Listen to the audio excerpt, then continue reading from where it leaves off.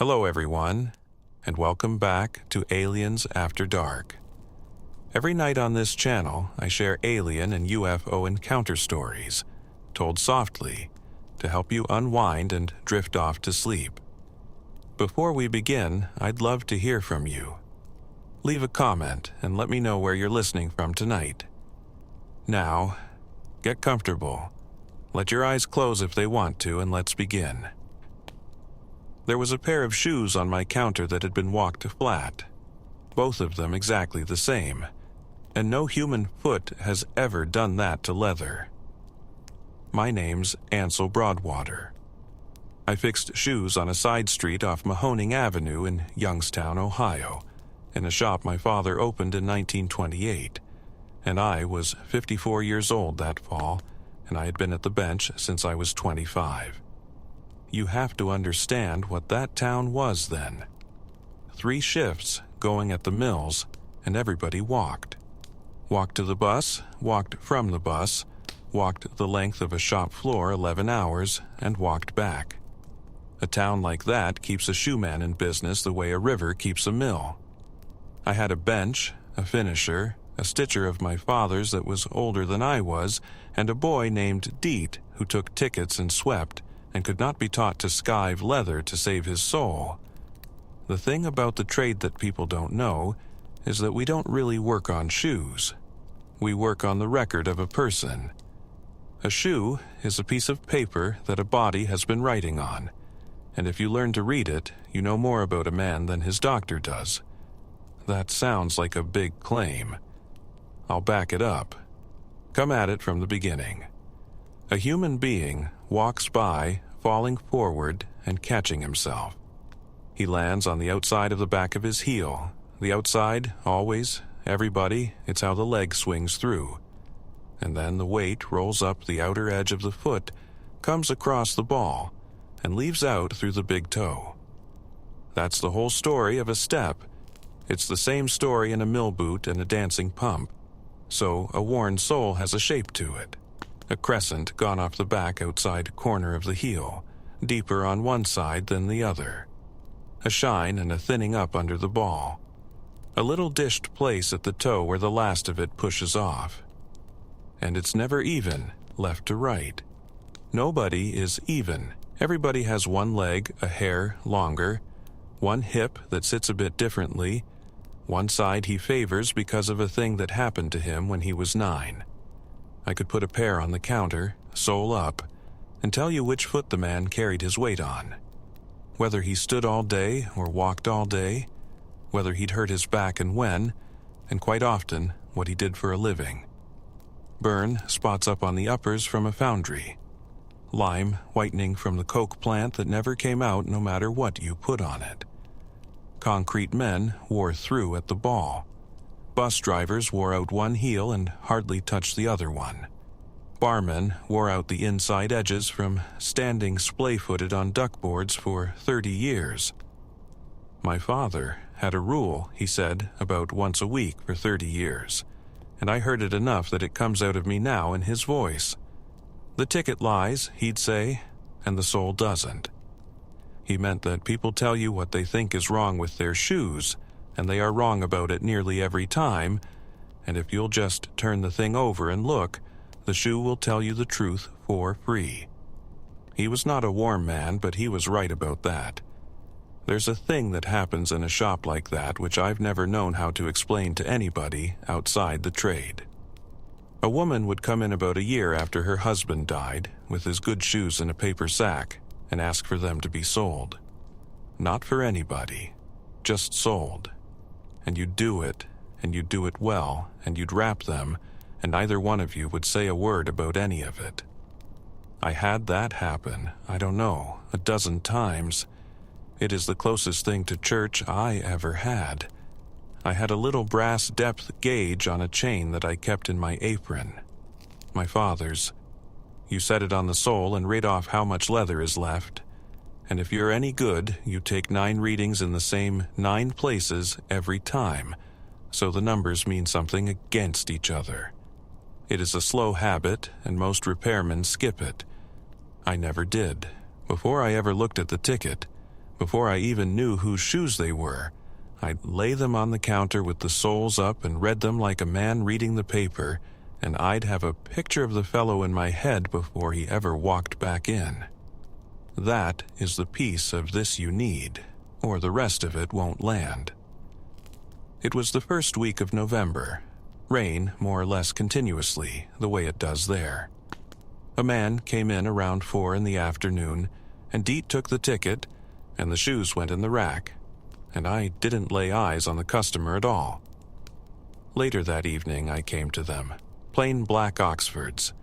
Good ones, not expensive, but properly made, welted, a real leather sole, maybe 2 years old by the look of the uppers. I turned them over. There was nothing on them. I don't mean they were new, they were worn plenty, more than half the leather gone. I mean, there was no shape to the wear, it was even. Perfectly, flatly even, right across the whole sole, heel and waist and ball and toe. All of it thinned down together like somebody had taken the pair to a belt sander and been very patient about it. No crescent off the back of the heel. No shine at the ball, no dish at the toe. I stood there a while with them. Then I got the gauge out and took my 9 readings on the right, and then the 9 on the left, and the numbers matched. All 9 of them, not close, matched. Now I want to be fair here. I have had funny pairs. I had a fellow with a fused ankle whose left shoe wore like a sled runner. I had a lady with polio in her girlhood. Strange happens. But strange is always strange in a direction you understand. It's lopsided, it's exaggerated. It's the body telling you what it can't do. This wasn't a direction, this was an absence. I put a new sole and heel on both, and I did a nice job of it because I do a nice job, and out they went, and I honestly did not think about it much for about 2 weeks. He came back on the 29th of November. I know that because I wrote it on the ticket. Same shoes. 3 weeks and a day.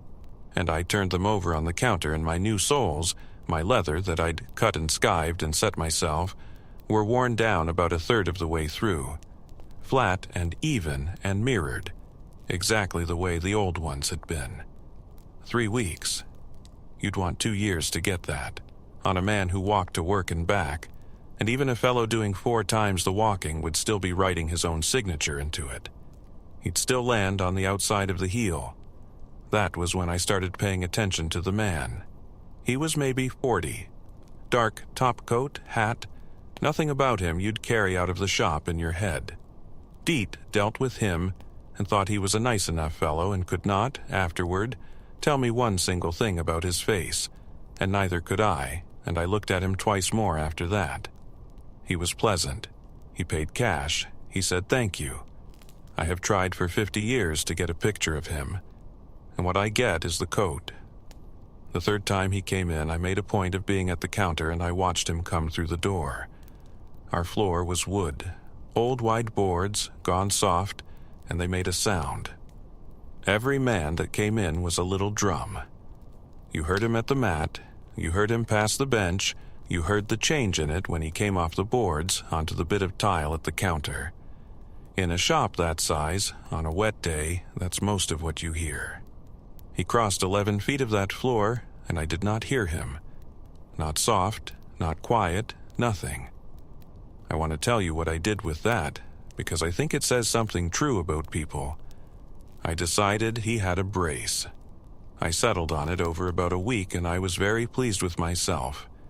A man with something under the trouser, a caliper, an old iron leg brace from polio, one of those.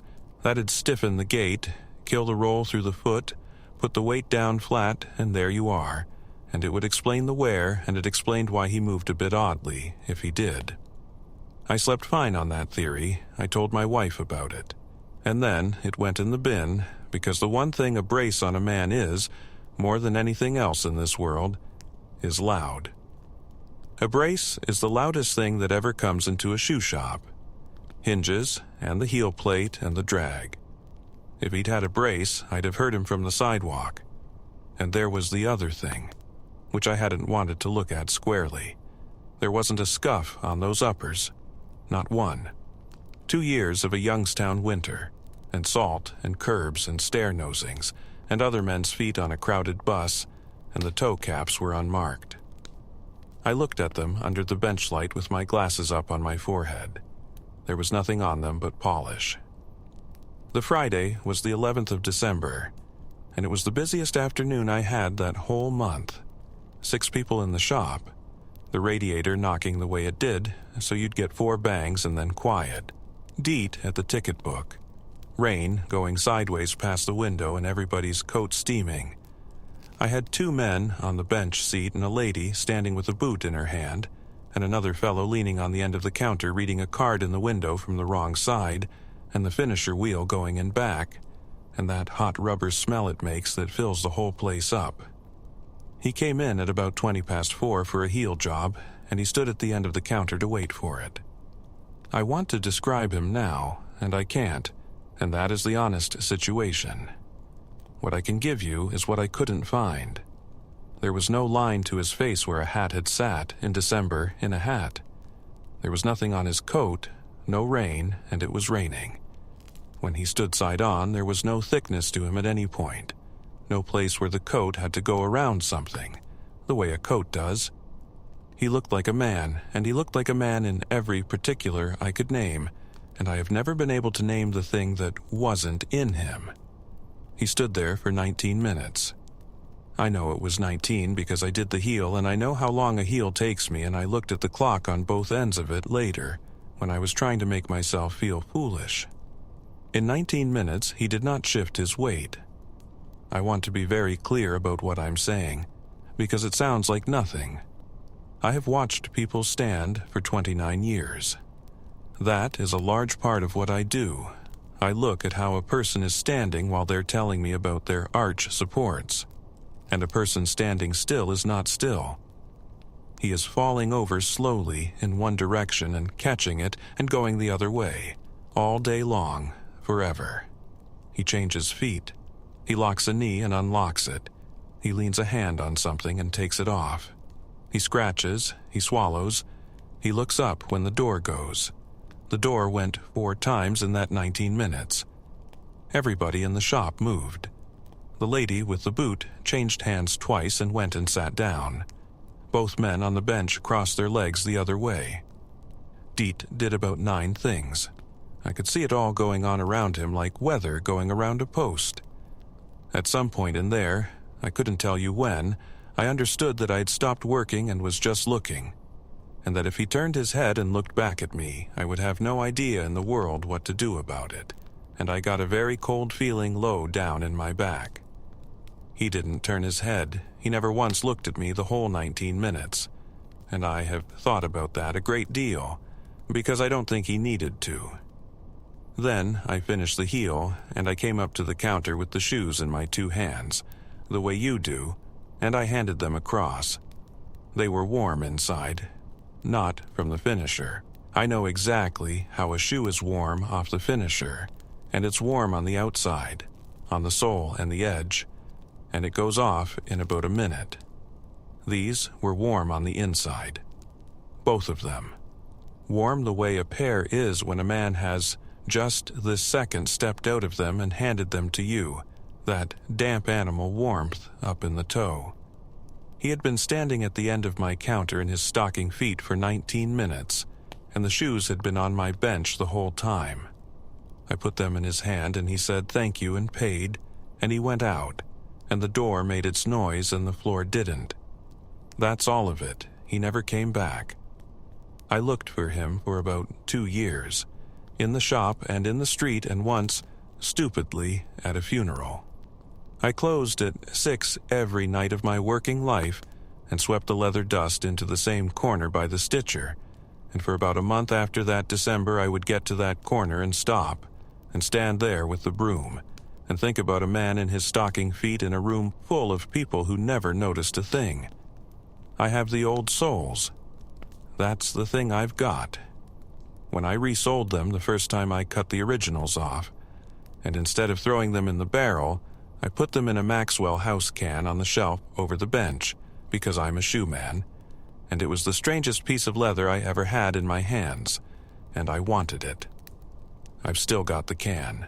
The wear is still even. You can lay them one on the other and they're the same. I have shown them to 2 people in 50 years. Both of them said, "Huh?" and turned them over once and handed them back and asked me about something else. I still read the heels of strangers' shoes. I do it in the line at the bank.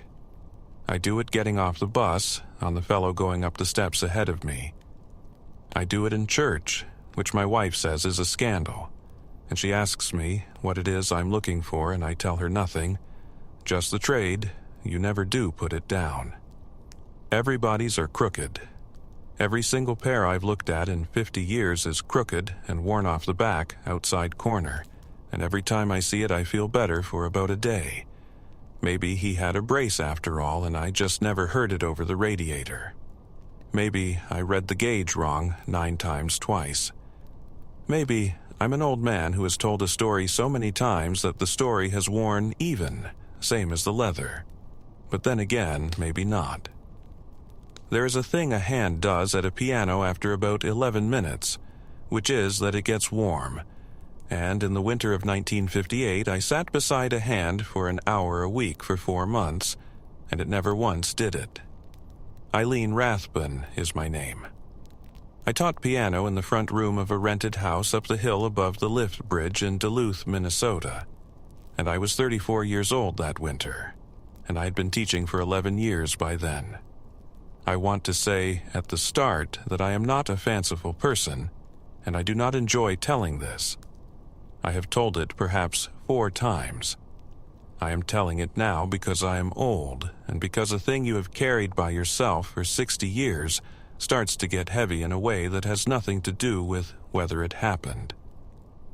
The room had an upright Chickering in it, my grandmother's, which had come up from St. Paul on a truck in 1946, and had never been quite right since. The ivory had gone the color of weak tea. There was a chip out of the middle C that I had stopped being able to see. Storm windows in from October, and even so the room sat at about 58 degrees all winter, and I taught in a shawl, and the children kept their sweaters on, and their mittens dried on the radiator in pairs from 3 in the afternoon until dark. There was a foghorn down at the bottom of the hill on the ship canal, and it ran on a schedule, and I taught over it for 9 years without hearing it. The children heard it. They would stop dead in the middle of a scale and look at the window, and I would say, "Go on," and they would go on, and the storm windows did a thing to the street noise that I have never heard anywhere else since. 2 panes of glass and 4 inches of dead air, and everything outside came through it slow and low, so that the whole of Duluth in the winter sounded like it was happening underwater, and my front room was the only dry place in it. At 4 o'clock, the coal furnace would come up, and you would hear it in the register by the door, and the room would go from 58 to about 61 over an hour, and every child that came after 4 played better than every child that came before 4, and I never told any of the mothers that. I charged 50 cents an hour, and the envelope went on the hall table. My own rule, which I said to every new pupil and their mother in the first 5 minutes, so that nobody could say afterward they had not been told. A scale is a report on a week. It is not a test of talent. It is a piece of paper that says what you did with your Tuesday. There was a metronome on top of the piano that ran slow, noticeably 4 or 5 to the minute slow. And I knew it and never had it seen to, because it flattered them. And by the time they were good enough for it to matter, they were good enough to hear it themselves and come and tell me. And that was its own kind of examination. I had 30 pupils. Mrs. Kolstad, my landlady, was downstairs the whole time, and she liked the noise, and she made a point of telling everyone in the parish that she lived under music. Now, what a piano teacher actually does, as opposed to what people think we do, is that we read hands. The notes are the least of it.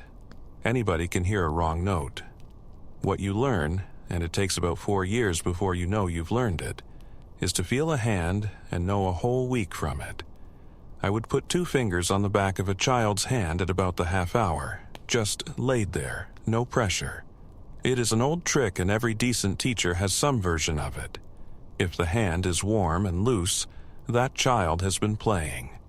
If it is cold and tight at the knuckle, that child has not touched the instrument since the last lesson and has been dreading Thursday since Monday. I have caught more lies with 2 fingers than any mother in Minnesota ever caught with a raised voice. And a hand tires. That's the other half of it. An adult beginner falls apart at about 11 minutes. The wrist creeps up, the 5th finger stops holding its shape and collapses onto its side. The whole thing gets heavier and louder without meaning to.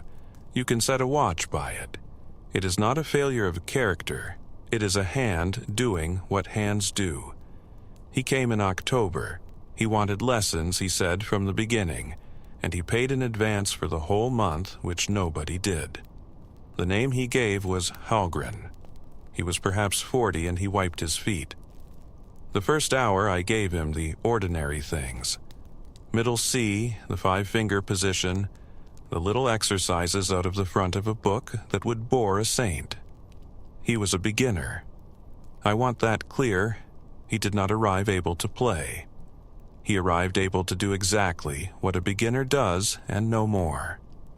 But at 40 minutes, he was still going. I remember thinking, this is a very determined man. Adults quit at 11 minutes and apologize. He did 40 minutes of the same 8 bars and there was no drift in it at all, no slowing, no creeping wrist. The 5th finger stood up on its tip at the end of it exactly the way it had at the beginning, which is a thing I have never seen, and I taught for another 49 years after that. The second thing took me until about the 4th lesson to hear properly, and I heard it long before I understood it. Every note was the same weight. I don't mean even. Even is what we spend a decade teaching. Even is a lovely quality and it has a little life in it. A little unevenness, the way a hand-woven cloth is even. This was identical. Every key went down the same distance at the same speed and came back the same way for an hour, including the notes that fall on the beat, which get a fraction more no matter what anybody does or intends. I asked him to play it softly in November, and he played it softly. And it was identical again, 1 step down, and it stayed there for 11 minutes without moving.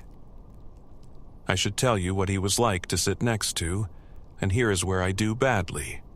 He was pleasant, he was courteous. He said please, and he said thank you, and he asked after my week, and I could not now tell you the color of his eyes if you offered me money for it. When he was at the keyboard, I could see his hands perfectly well, and the rest of him was somehow not available to me, and I noticed that at the time and put it down to concentration. There was no smell of the outdoors on him, ever, and in Duluth in January a person carries the outdoors in on them like a coat. At the half hour of the 6th lesson, I put 2 fingers on the back of his hand. It was the temperature of the room, not cold. That is what I want to explain, and it is the difficult part. A hand that has come in off 6th Avenue in Duluth in November is cold, properly cold, and it warms up over about 20 minutes, and you feel it happening. And a hand that has been playing for half an hour is warm. His was neither. His was 58 degrees, which is what the room was, which is what the music desk was, and what the shawl on the bench was, and what the wall was. I took my fingers off, and I did not put them back. I taught him for another 10 weeks, and I never touched his hand again. I let myself off very cleanly for about 6 weeks, and I want to include that because I think it is the most human part of this. I decided he had a nerve condition. I went to the library on a Saturday and I read about it, in the way a person reads about a thing she has already decided. Poor circulation, a loss of sensation in the extremities, some injury, some illness of the war years. It would explain the cold, and it would explain the evenness. A man who cannot feel the key cannot vary his touch, and it would explain the not tiring, because fatigue is partly a thing you feel. I was so relieved I bought a cake. I remember the cake better than I remember his face. Then in February he played a piece I had not taught him. It was a small Schumann out of the second book, and he played it through once, and it was correct. That was strange enough. But he played it with my fingering. There is a place in the second line where the ordinary fingering does not work for a small hand, and I worked out a substitution for it when I was 19 at the conservatory, and my teacher told me it was ugly, and I have used it every day since because it is mine and it fits my hand. His hand was not small. He had no need of it. He had no way of knowing it existed. And there it was in my front room coming out of the chickering. I finished the lesson. I have thought about that a great deal too, that I finished the lesson and thanked him, and took the envelope off the hall table, because that is what I did every Thursday. The last one was the 5th of March. He played the whole hour, and it was the same hour it had been in October. When he stood up to go, he thanked me and said he would not be coming after that. And I said that was quite all right. And he said something about the weather, and Mrs. Kolstad let him out. And then I did the thing I do. When a pupil leaves, I put my hand flat on the keys where they have been sitting. All teachers do it or something like it. You are feeling for where the weight was, whether they sat heavy in the middle, whether the left hand did any work at all. It takes a second, and I have done it, I would guess, 40,000 times. The ivory was cold. Ivory takes body heat in about 4 seconds, and holds it for the better part of a minute. It is the whole reason people liked it. 400 pairs of hands had come off that keyboard in that room, and every one of them left a warmth on it that I could put my palm into. And this was not room temperature either. That is the piece of it I have never been able to put down. I went along to the top end of the keyboard, where nobody had touched anything in a week, and I put my hand on that, and it was 58 degrees, like the wall, like everything. And then I went back down to the middle, and the middle was colder than the room. I sat on the bench for a while. Mrs. Kolstad called up to ask if I wanted tea. I said yes, and I went down, and we had it. And she said what a lovely man and how he always wiped his feet, and I said yes. He left the exercise book on the music desk. It has his pencil markings in it, which are in a hand very like mine. Not the same. I have looked at it too many times to claim that, but very like. It went into the bench that evening, and it is in the bench now. I still put my hand on the keys when a pupil goes out the door. 60 years of it, and grandchildren and great-grandchildren, and one boy last spring who is going to be quite good if his mother will leave him alone. They are all warm. Every single one of them warm for about a minute, and I put my hand down and I feel it, and I have a very good evening. Probably he was ill, poor man. Probably I was tired that winter, and cold, and 34, and living alone in a rented room over a woman who talked. Probably a cold keyboard is the least remarkable thing in Minnesota in March. But then again, maybe not. Every head that has ever been born has a whorl at the crown where the hair comes out of it turning, and in August of 1949 I put my hand on one that didn't. I'm Orby Guillory. I cut hair 3 blocks off the seawall in Galveston, Texas, for 51 years, 2 chairs, my name on the glass. And in 1949 I was 61, and I'd already been at it 34 years. I'll tell you the useful thing first, which is that I was going blind in the right eye by then, and it made me a better barber, not a worse one. That sounds like an old man being clever. It isn't. When you can see a head fine, you cut what you see, and what you see is the top of it and one side at a time. When you can't, you cut what you feel, and what you feel is the whole thing at once. So, along about 1946, I got in the habit of laying my left hand flat on the crown and leaving it there the whole time the right hand worked. And what that hand is doing is finding the whorl. Everybody's got one. Right at the back of the crown, a little spiral where the hair comes up out of the scalp, turning, either clockwise or the other way, and everything else on the head is organized around it. It sets which way the hair lies. It tells you where you're going to have a cowlick and where the part wants to fall and where you'll leave a shelf if you cut against it. Some folks have 2. I had a boy in the 50s with 3, and he was a torment to me for 11 years. And you learn things off it. I could tell a man's mother's people from the whirl and the hairline together. The Cajun families off the mainland had one thing. The Sicilian families down by the docks another. And you would not believe me if I told you how often I called it right at a christening. That's not a gift. That's a man doing a thing 40 times a day for 34 years. Now that shop. 2 chairs, mine and Delwood's. A ceiling fan with a fishing weight tied to the chain because the chain was too short. A screen door that took about 2.5 seconds to bang after you let it go, and I'd bet you $1 I could still tell you the count. A radio up on the shelf with the ball game on low, and the crowd noise on that thing came and went with the weather out over the Gulf. Jar of combs and blue disinfectant that I changed on Mondays, and the whole island smelled of tar in August, tar and salt, and it came in the door with every man that walked through it. There's a second half to the trade that nobody outside it thinks about, and that's the razor. A comb tells you about hair. A razor tells you about a face. You strop it, and you lay it on a man's cheek, and inside of 2 strokes you know things about him he does not know about himself. Where he clenches, which side he chews on, whether he slept. A jaw that's been broken set will tell you the year it happened. I have found 2 cancers with a razor, and both of those men lived. And one of them named a boat after me, which I thought was too much. And you learn a face the way you learn a road. I had a boy come in every Saturday morning from about 1938, nickel cut, hair like wire, sat on a board across the arms of the chair until he was big enough not to.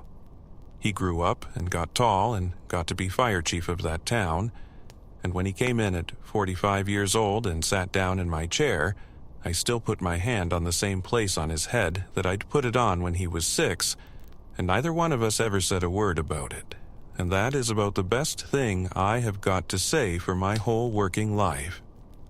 The shop sat close enough to the seawall that on a bad day you could hear the water on it under the fan. And every August that whole island went over to tar.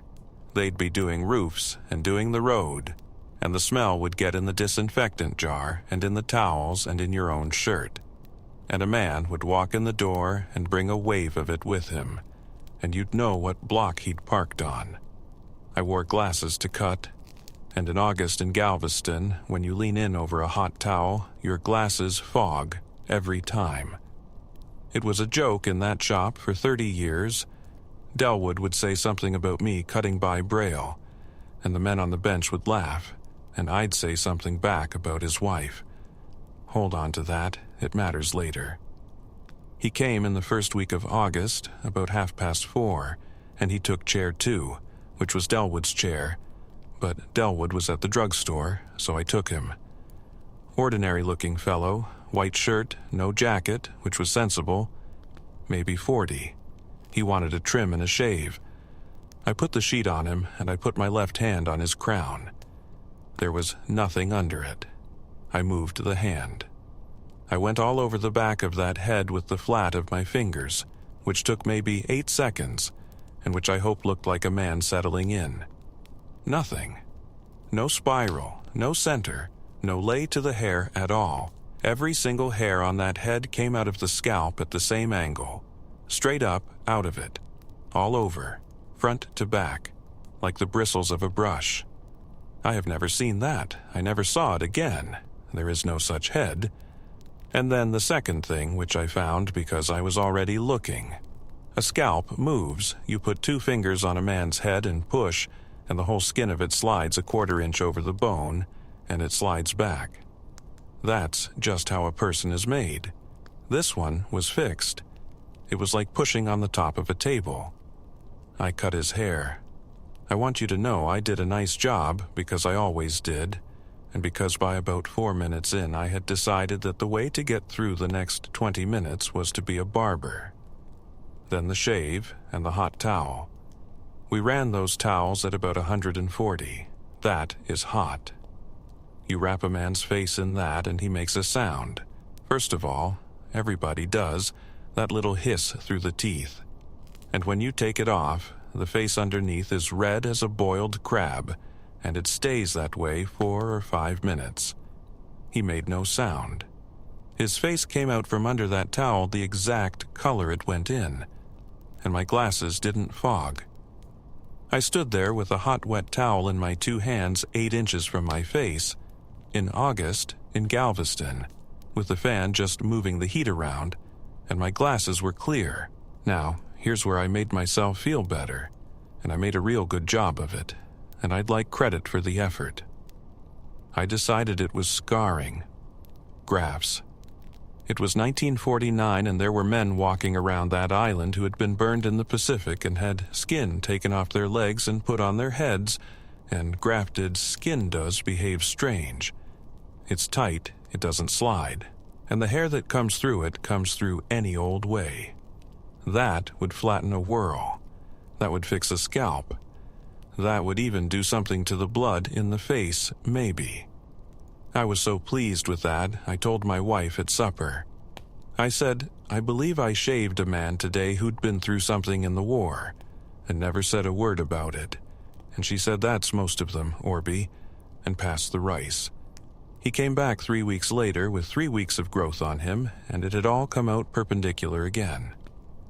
Grafted skin does not grow hair evenly out of every square inch at 90 degrees. Grafted skin barely grows hair at all. Whatever that was, it was doing it on purpose, and it was doing the same thing everywhere. The last time was a Thursday in September, and he was in that chair 22 minutes. I know it was 22 because I timed the cut against the ball game, which is a thing I did without thinking about it. And the half inning ran, and the next one ran, and I knew about where I was. I talked the whole time. That is what I do.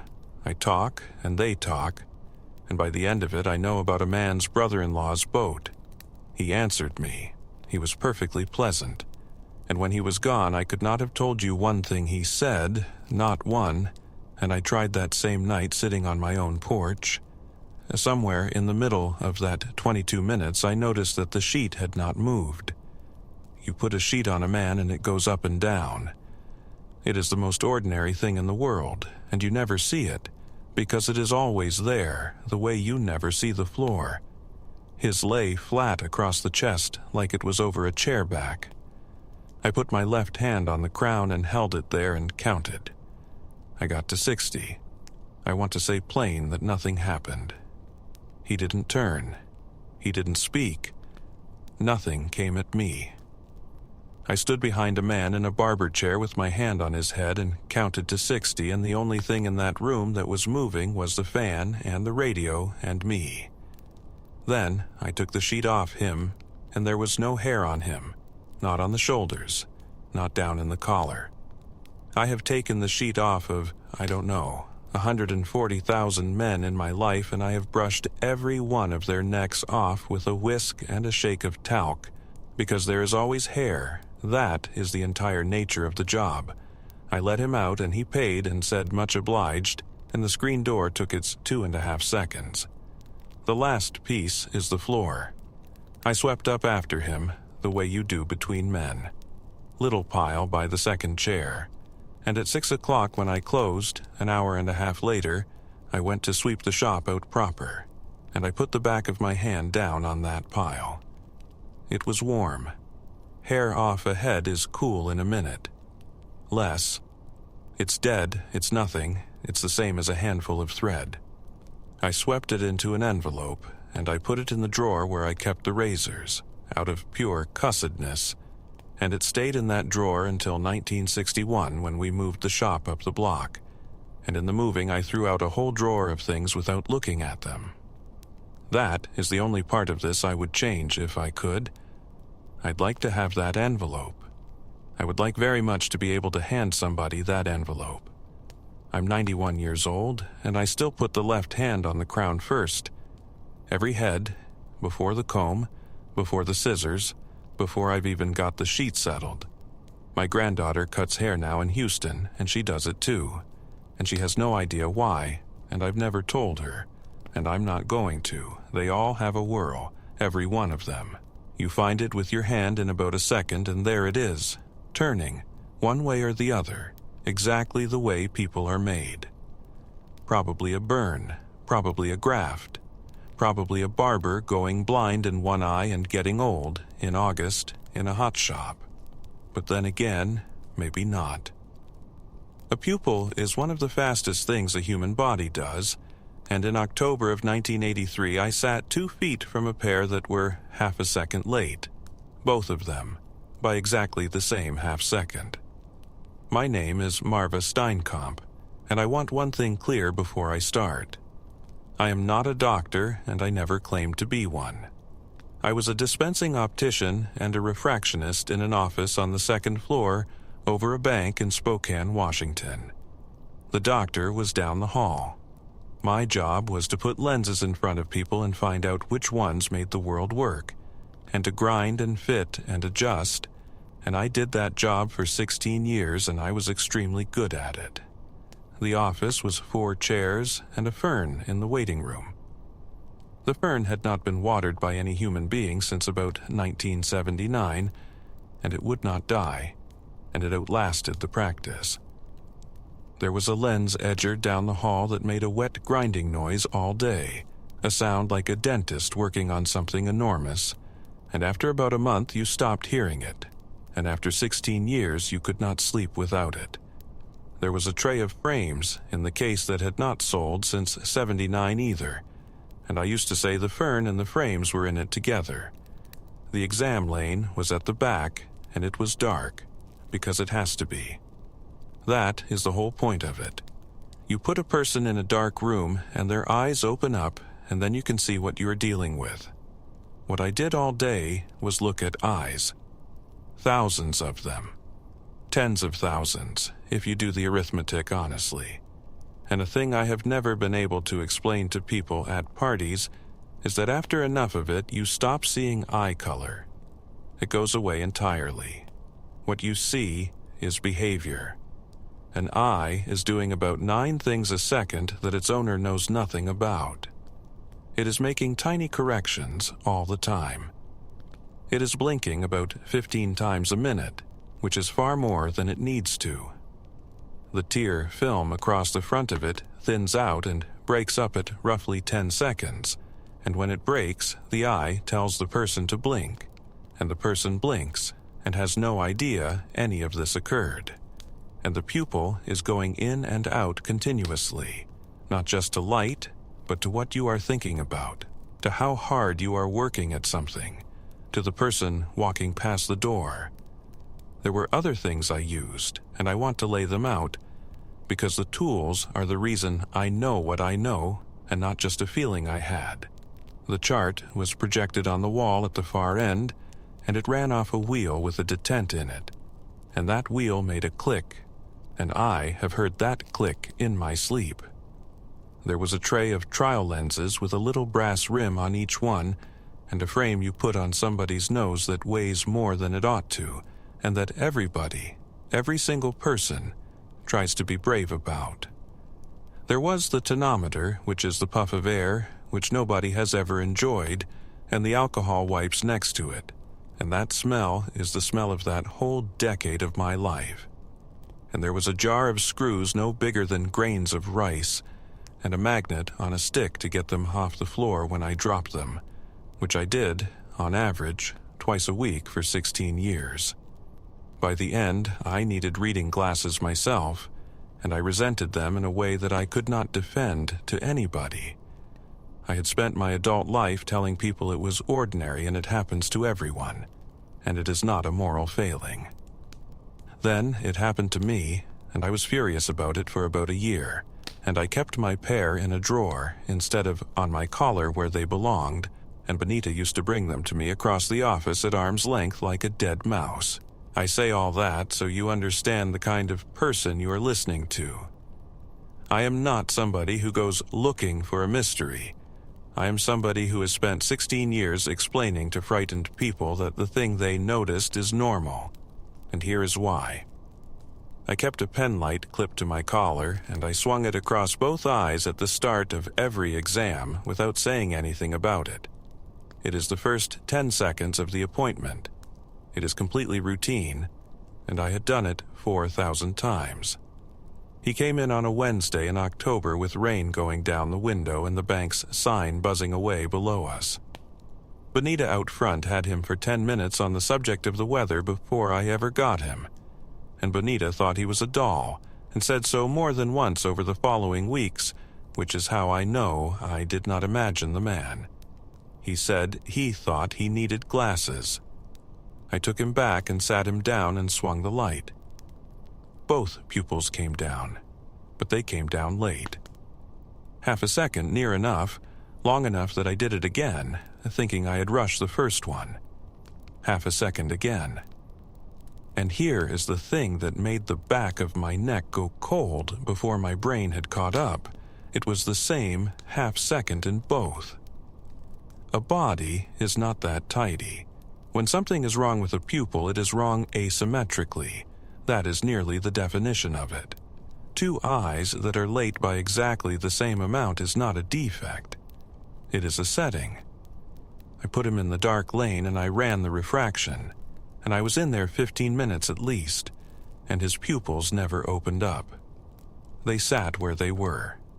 In a dark room, for 15 minutes, they sat exactly where they had been under the overhead light. I did the cover test then, and that is the one I still think about. You put an occluder over one eye. The other eye, the uncovered one, is supposed to answer. It is wired to the one you covered, and it does its own small thing without being asked. That is called consensual, and it is about as automatic as anything in a person. I covered the left. The right did nothing at all. And then, about a beat later, it did exactly the correct thing. The right size, the right direction, everything. Correct and late, and I would honestly rather it had just failed. I need to describe him, and I'm going to do a bad job of it. He was in his 40s, I think. Ordinary build. He had a face, and I looked directly into it under a slit lamp for a quarter of an hour, and I could not tell you the shape of it. What I can tell you is what wasn't there. There was no reflection of the room in his cornea. There is always a little bright rectangle of the window sitting in the front of a person's eye. And it is not an incidental thing to me. I use it, I line up on it. It is a tool. It was not there. And yet his eye threw my pen light straight back at me, the way any wet eye would. And he did not blink. I did not notice that in the room. I want to be accurate. I noticed it that night doing the dishes, when I went back over the appointment the way you do, and I could not find a single blink in 26 minutes. Not one. And under the slit lamp, when you have a magnified view of the front of the eye, you watch the tear film go. You watch it thin and break into little dry patches at about 10 seconds. Every single time, on every single person. His was an unbroken sheet the whole time I had him there. I gave myself 4 very comfortable days. I decided he was on something, or he had been somewhere else that morning. Drops. Half the eye offices in that city dilate people, and half the patients forget to mention it, and a dilated eye is a slow, wide, unresponsive eye.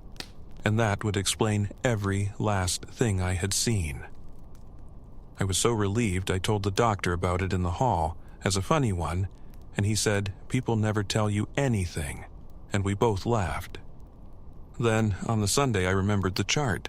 He had read the 2020 line. At the end, in the dark lane, with no correction in front of him, he had read the bottom line cleanly, and I had written it down. A dilated eye cannot do that. Dilation blows your near vision to pieces and softens everything else. It is why they send you home with the paper sunglasses. Whatever else he was not a man with drops in. Which brought me to the last part, which is the part that has no drama in it at all.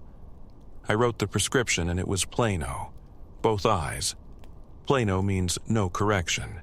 It means there is nothing to fix. Your eyes are better than mine and better than the doctor's. Go home.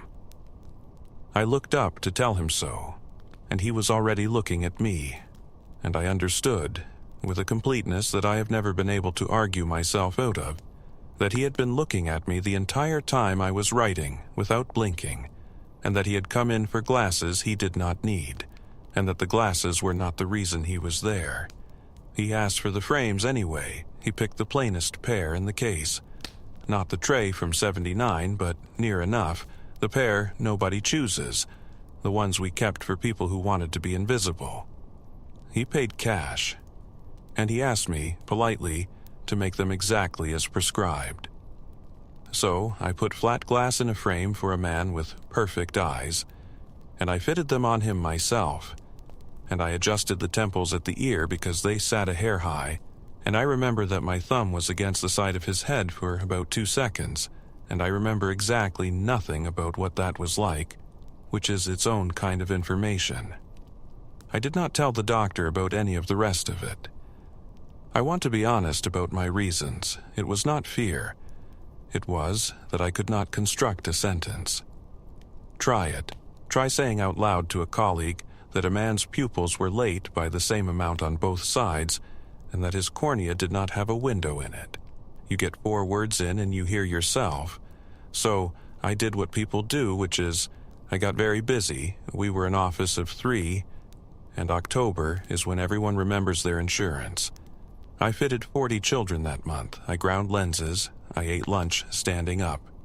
And every so often, for about the next 2 years, I would swing that pen light across somebody's face at the start of an appointment and feel my own shoulders come down when the pupils snap shut the way they are supposed to, fast and a little unevenly, and one of them always a fraction ahead of the other, because that is what a person is. I have the carbon. Plano, both eyes, his name, that date. When the office closed in '96, I took my own carbon file home in a banker's box and it went in the garage, and I have got it out perhaps 4 times in 30 years, usually late, usually for no reason I could give you. I still watch people's eyes when headlights come across a room, in a restaurant, in somebody's living room, when a car turns in a driveway. Everybody's do the same small honest thing at the same instant, and they don't know they're doing it, and I love them for it. Probably drops.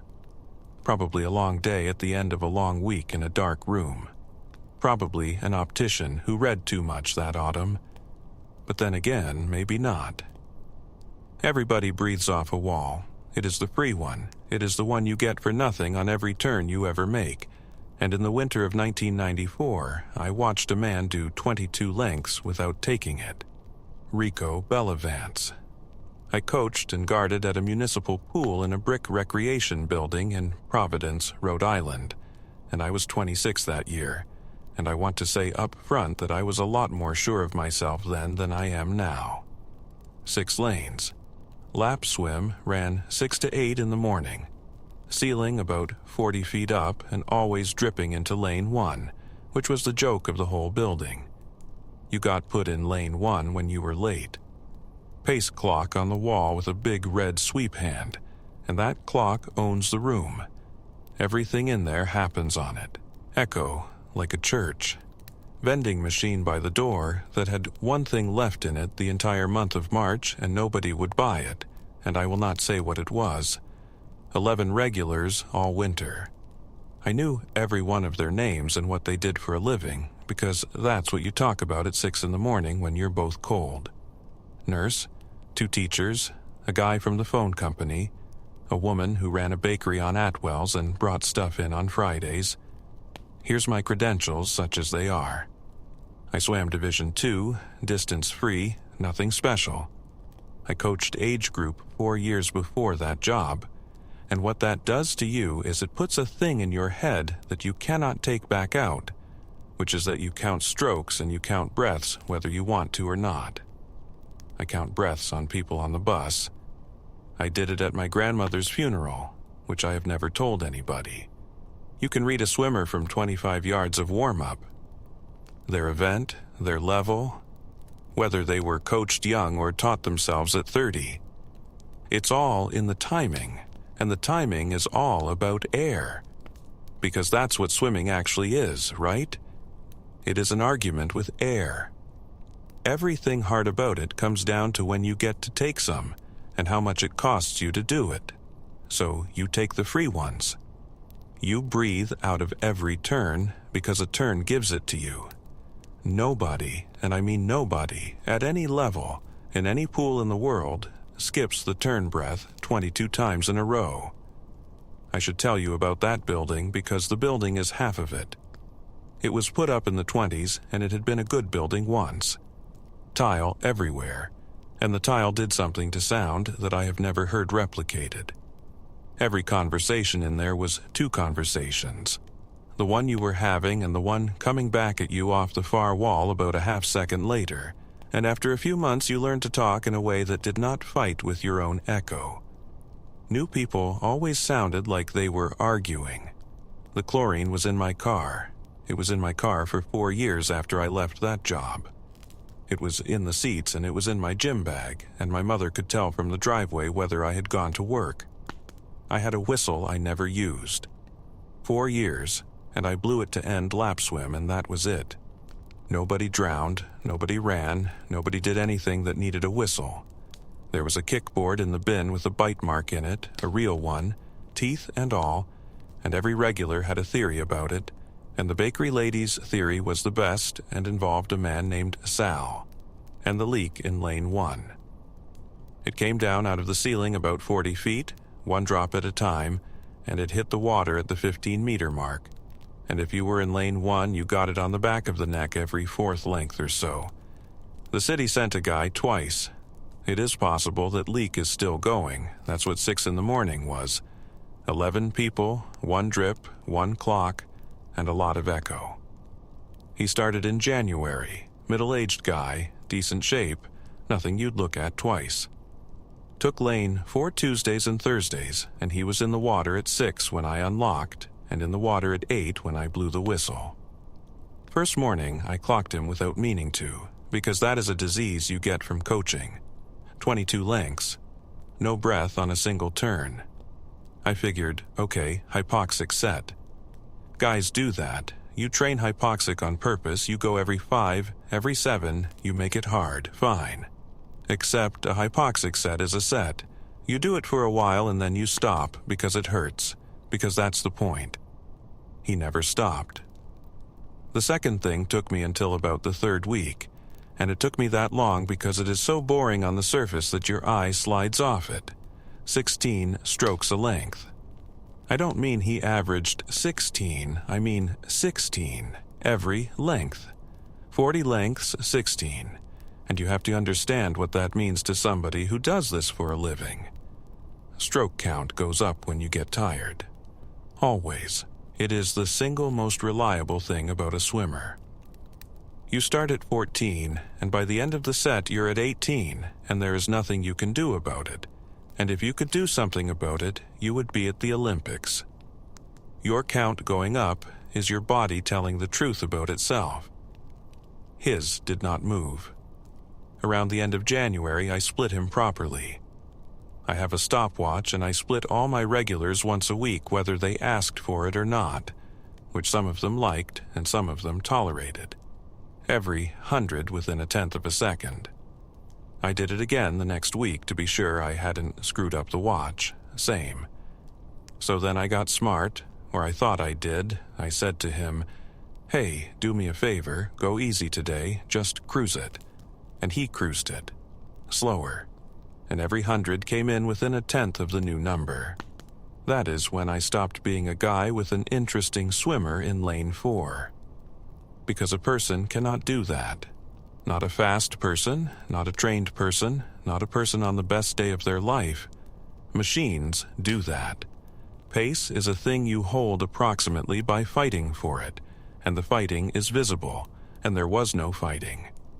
I let myself off for about 10 days, and I was very happy during those 10 days. I decided he was a free diver, or a triathlete, or one of those Navy guys.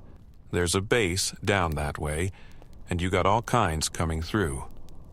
Trained lungs, low body fat, negative buoyancy, the whole package. It explained the breathing, it explained the sinking, and I felt like an idiot for having made a thing out of it. I told the guard on the other shift about it as a joke. Then, in February, I timed a 50-length swim, first length and last length, and they were the same to a tenth. And there is no trained lung on this earth that is a metronome at the end of 50. The sinking, by the way. That was the other thing. He stopped mid-lane one morning to let somebody go by, which is normal, and he went down. Not treading. Down, slowly, feet first, and he stood on the bottom in 8 feet of water and waited, and then came up and went on. Everybody floats. It is not a talent. There is air inside a person and it holds them up, and even the leanest guy I ever coached had to work to stay under. This was like watching somebody take a step down a stair, and in 4 months I never once saw him on the deck. He was in the water when I opened. He was in the water when I blew the whistle. I never saw him walk in, or walk out, or stand there dripping, or do a single one of the 100 things a person does at a pool that is not swimming. Paulicki, the custodian, waved at that guy every Tuesday all winter and told me he was the fittest man he ever saw in his life. And Paulicki never noticed a thing either. The last morning was the 2nd week of March. He was at the wall in lane 4 with his forearms up on the gutter, resting, or what looked like it, and I was standing above him and I asked him, friendly, just coach talk, the way you ask anybody, how long he could hold his breath. He looked up at me and said a number, and while he was saying it I was looking at the water. There's about 2 inches of water sitting in a gutter like that, and it moves. Somebody's chest goes up and down against the wall, and that water goes with it. You watch it all day without knowing you're watching it. It was flat. Dead flat the whole time he was talking to me, and he talked for maybe 8 seconds. I said something back. I have no memory of what. He pushed off and did another 20 and got out on the far end while I was up in the chair, and I did not see him do it. But I saw the prints. Wet feet on a pool deck for maybe 2 minutes before they go. His were all identical.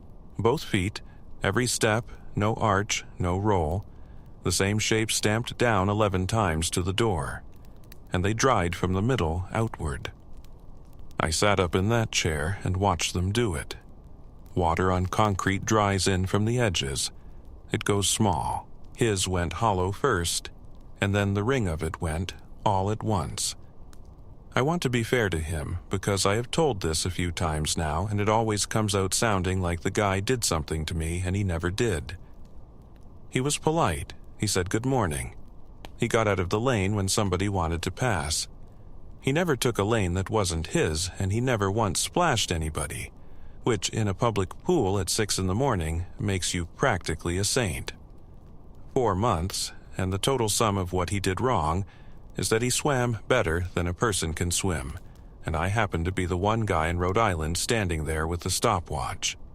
I have wondered a lot about whether he knew that. Whether it mattered to him at all that of the 11 people in that water, and the 2 of us on the deck, exactly 1 had the equipment to notice. I've decided he probably didn't know, and that is somehow the part that sits worst with me. He was that close to perfect, and he did not know which bit he had got wrong, and he kept coming back Tuesdays and Thursdays and doing it right in front of the only man in the building who could count. I have the lane sheet. I wrote his splits down in pencil like I did for everybody, and I keep all of them, and that whole winter's worth is in a milk crate in my mother's basement in Cranston. My wife has seen it. My wife thinks I coached a very good swimmer in the 90s. I still count breaths. On the pool deck, on a bus, in a waiting room at the dentist. Everybody's is a mess. Everybody's is uneven and shallow and interrupted and forgotten about and picked back up, and it is honestly one of my favorite things in the world now, watching a room full of people breathe badly.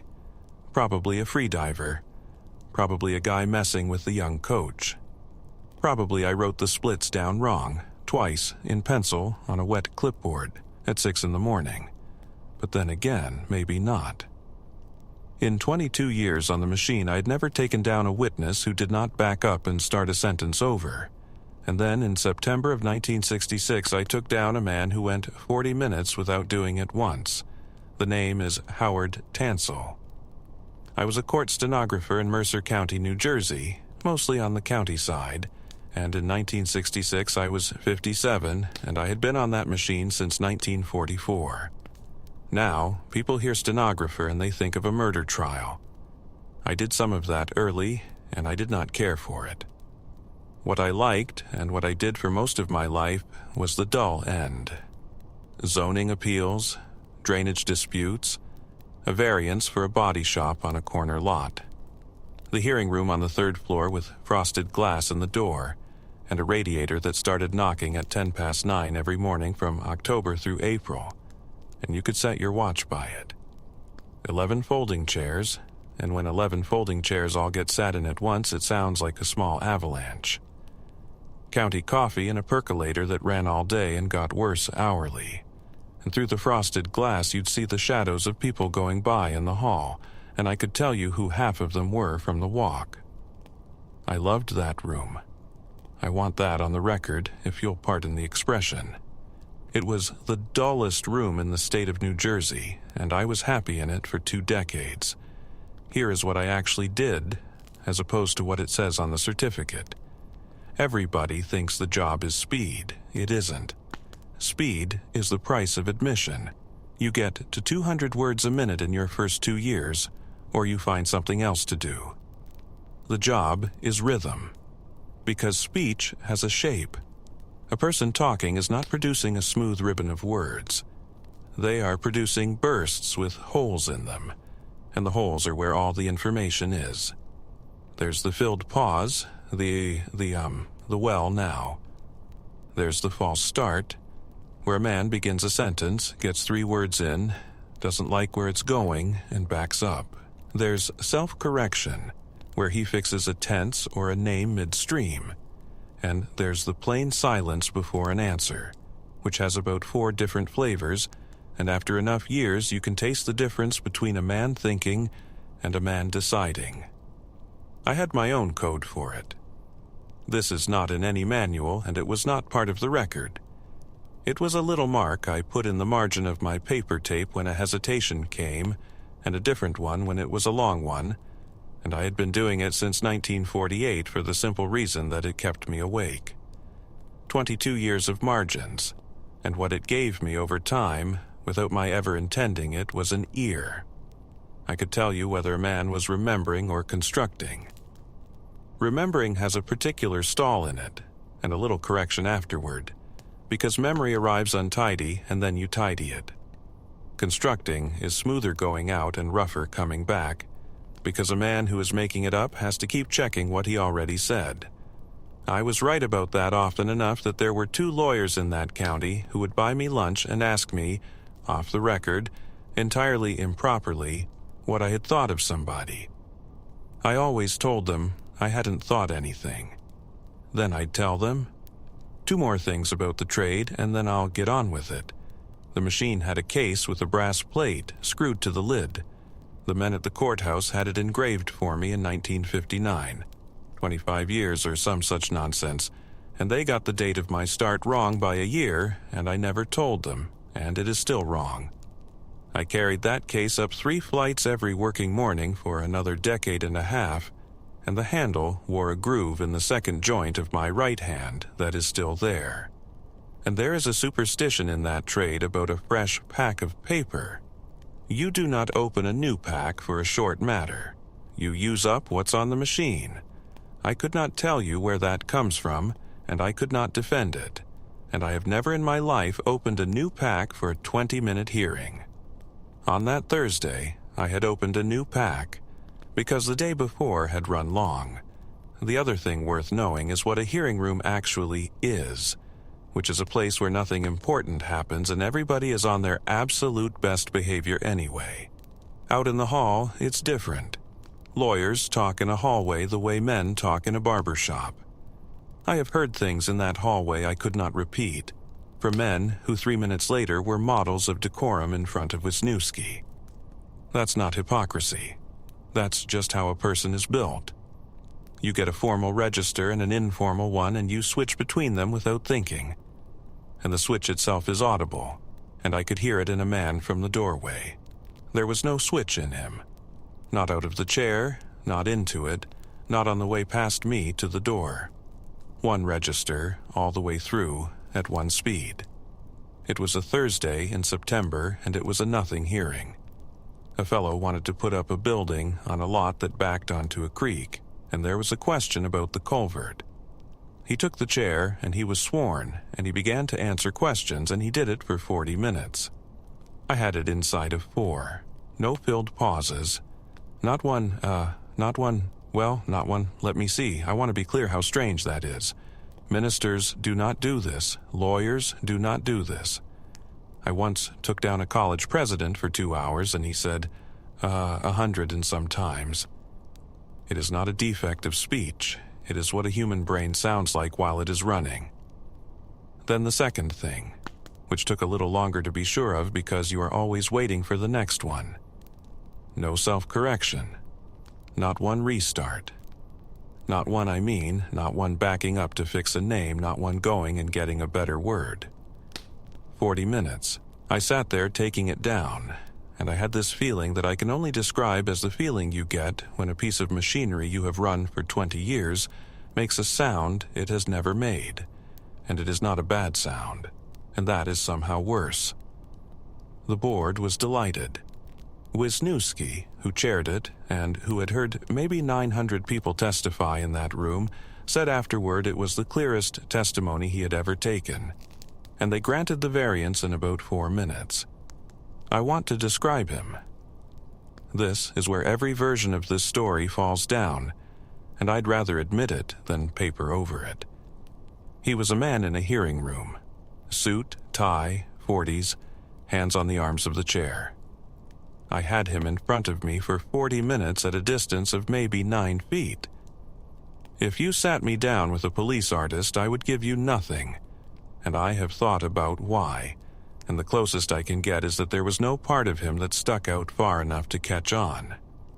A face is a set of small failures, a nose that went one way, an eye that sits lower, a jaw that got set badly in 1931. I did not find anything on him to fail, and he did not look at the board. Everybody looks at the board. It is the whole reason they are there. He answered every question that Wisniewski and the other two put to him, correctly and courteously, and he did it looking at me. Or not at me. At the machine. I did not notice that during the hearing.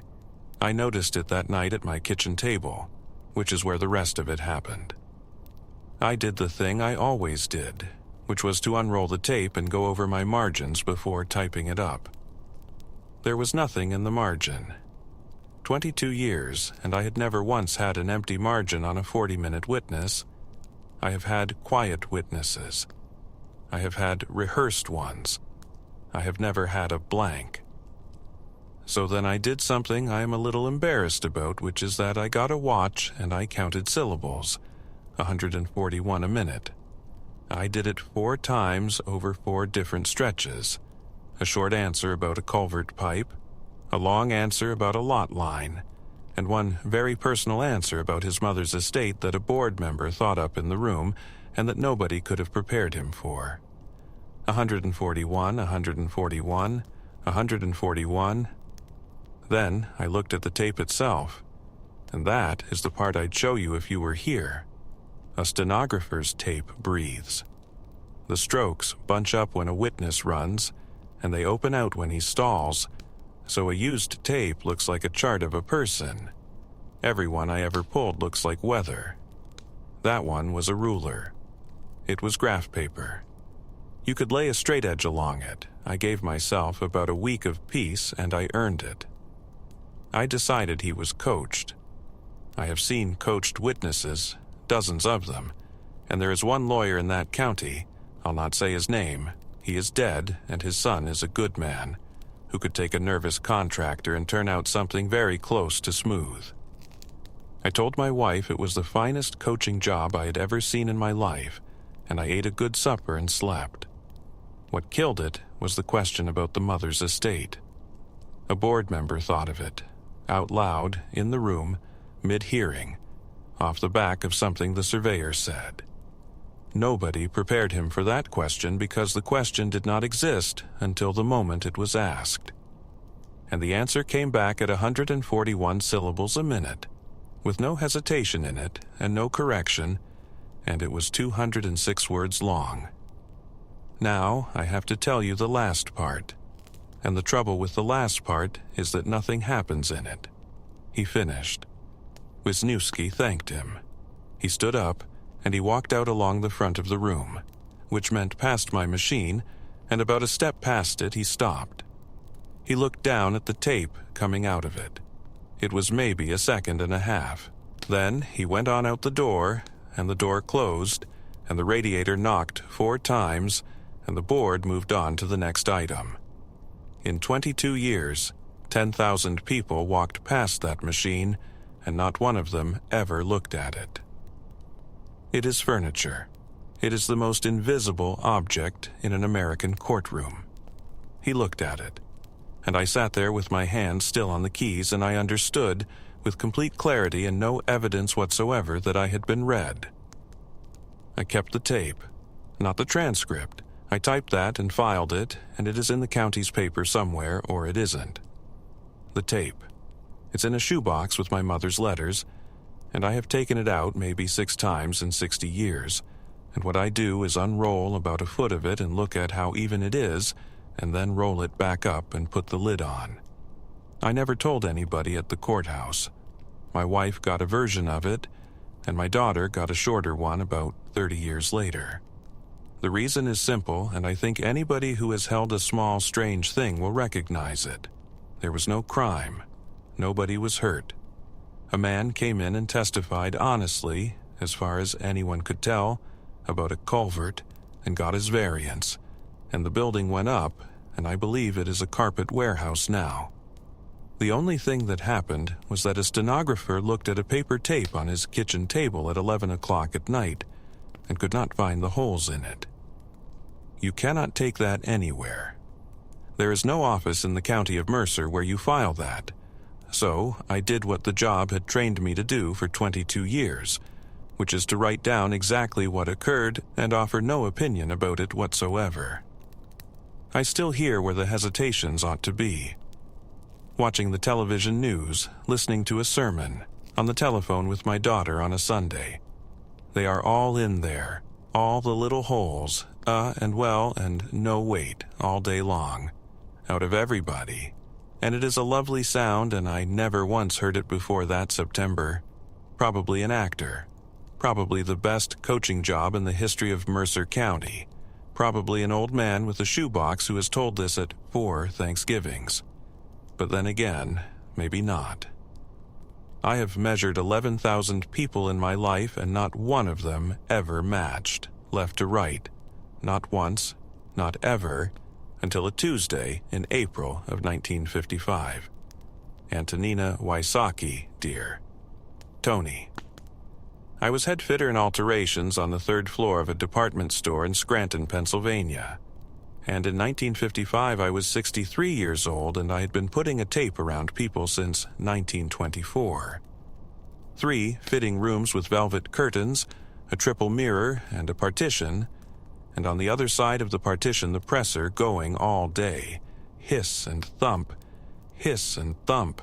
so that the whole floor smelled of steam and just a little bit of scorch. 2 girls with me, Junia and Nettie, good girls, both of them useless with a hem, and I never let on.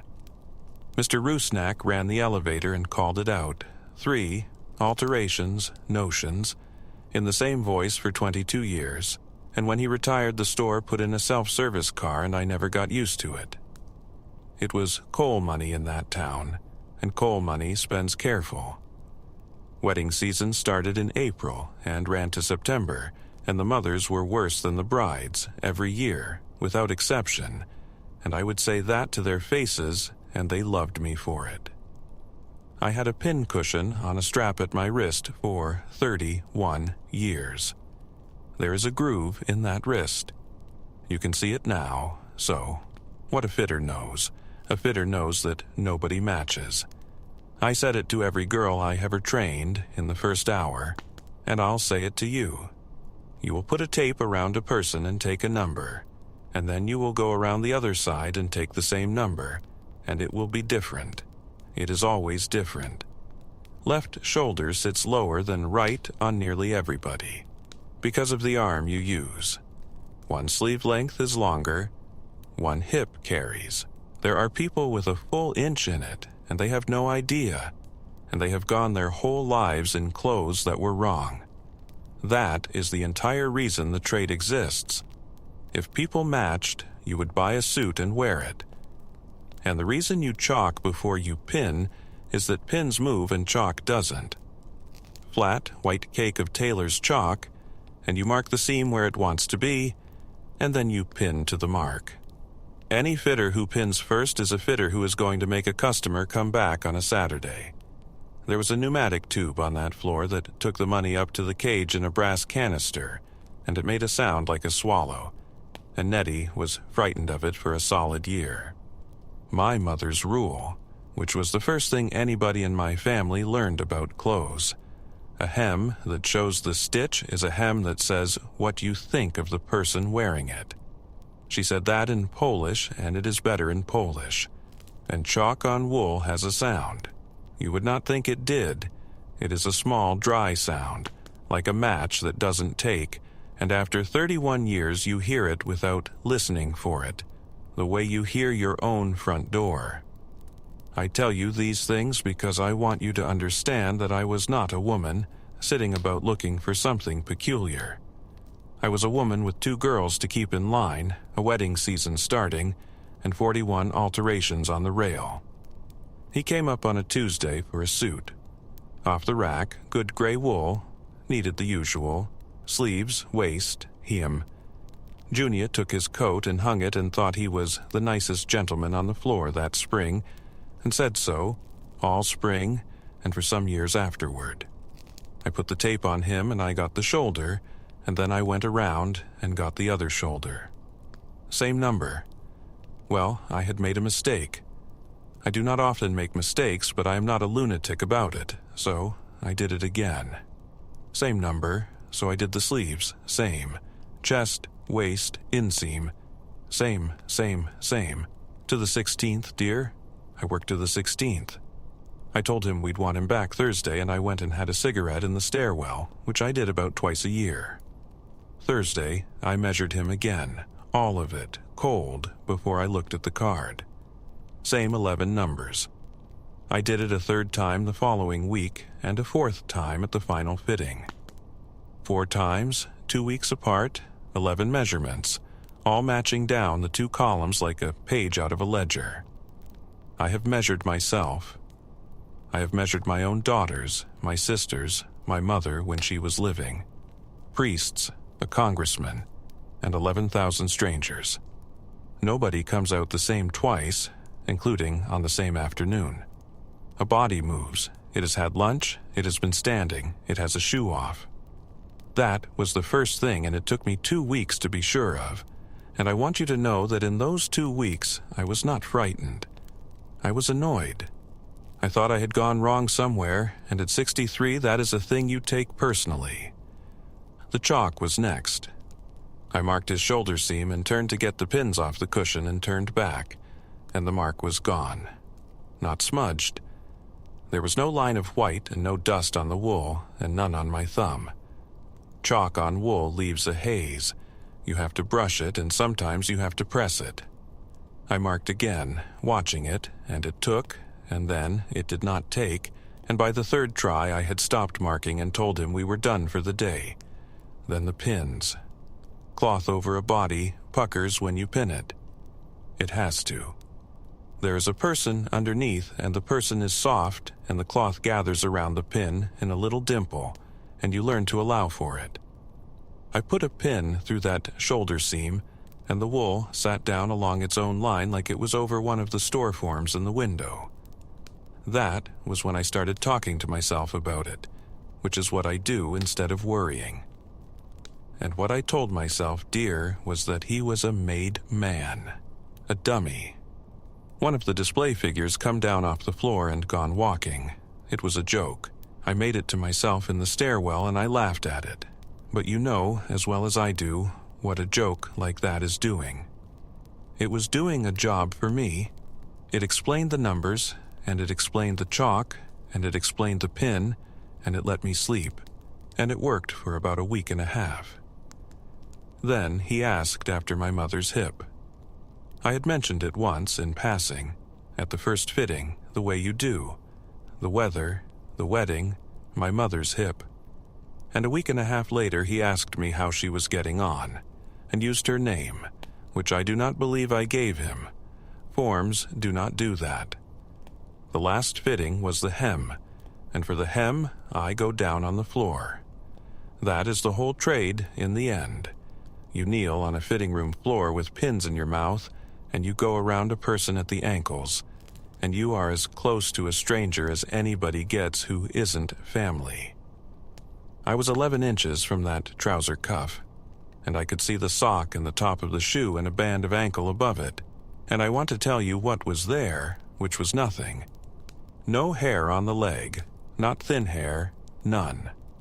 No pore that I could find on skin at 11 inches in good light with my reading glasses on. And no change of color at the sock line, and every man who has ever worn a garter or an elastic has a line there, and no warmth. That is the one. A person at 11 inches is a stove, dear. You feel it on your face when you kneel down to them. 40 years of kneeling in front of people, and you do not know you know it until it is not there. There was nothing coming off him at all. It was like kneeling in front of the mirror. I finished the hem. I want that in this because it is the only part I am proud of. I did not get up and leave. I put the pins where they belonged, and I got the fall of it right, and I stood up and I told him Friday, and he said, "Thank you, Mrs. Wysocki." And he went out past the triple mirror, which is the other thing. That mirror was the most expensive object on the 3rd floor. 3 panes angled so a person can see round themselves. It is what the store bought so that a man could stand in a new suit and turn a little and think, well, now. Everybody looks at it. Everybody. Vain ones look longest, and shy ones look sideways, but every last one of them looks. He stood in front of that mirror 4 times over 3 weeks, 11 minutes at a go, and he looked at me. The suit came back from the presser on the Friday and hung on the rail with the others. 4 fittings, dear. In and out of that wool 8 times. And it hung there with no wrinkle at the elbow and no wrinkle at the back of the knee. Cloth remembers a body. That is the whole misery of the trade. You press a thing perfect, and the customer sits down in it once and the memory is back. That cloth remembered nothing at all. He collected it, he paid. Junia thought he was lovely. There is one more small thing, and I have never known where to put it, so I will put it here. At the 2nd fitting, I dropped a pin. I heard it go, and I did not hear it land. That floor was bare wood under the carpet runner, and a dropped pin on it makes a tick you can hear over the presser. I went over that room on my hands and knees afterward with a magnet on a string, which is what we did, because a pin in a fitting room ends up in somebody's foot eventually. I never found it. In 31 years, that is the only pin I ever lost and did not find, and I have thought about that more than I have thought about the chalk.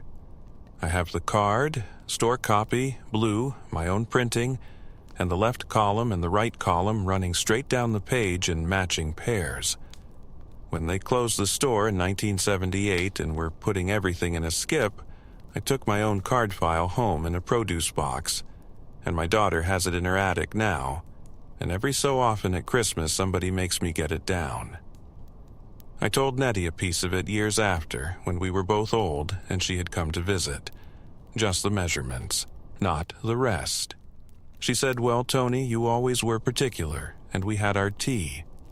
That is the thing about a small, strange event, dear. There is no size to it.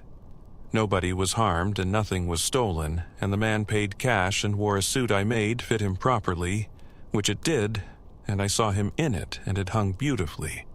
All I have got is a card with matching columns and a memory of kneeling on a floor in front of something that was not giving off any heat. You cannot take that to anybody. You can only carry it about with you for 70 years and mention it twice. I still measure both sides of everyone I love.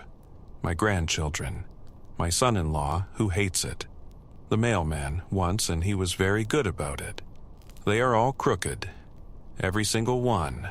A low shoulder and a long arm and a hip that carries, all of them, thank God, and I put the tape away feeling like I have been to Mass. Probably I wrote it down wrong 4 times over 3 weeks. Probably some very fine tailor somewhere had already been at that man, and I was measuring his work, and not him. Probably an old woman on her knees in a fitting room in April. But then again, maybe not. You find out where a person's weight lives in about 8 bars, and in the autumn of 1962, I danced with a man for 4 months and never found it at all. I'm Tina Mabry. Bettina, but nobody ever. I taught ballroom on the 2nd floor of a building on Main in Kansas City, Missouri, and in 1962 I was 24 years old, and I had been teaching since I was 15, because my mother thought it was a phase, and it was not. The Arcadia. Sprung maple floor, which is a whole thing, I'll come back to it. A mirror ball with a motor that had quit in about 1951, so you started it by hand with a broom handle, and it slowed down over a song and somebody had to go and do it again. A record player and a stack of 10-inch discs, 2 of which were warped and which we played anyway because people had favorites.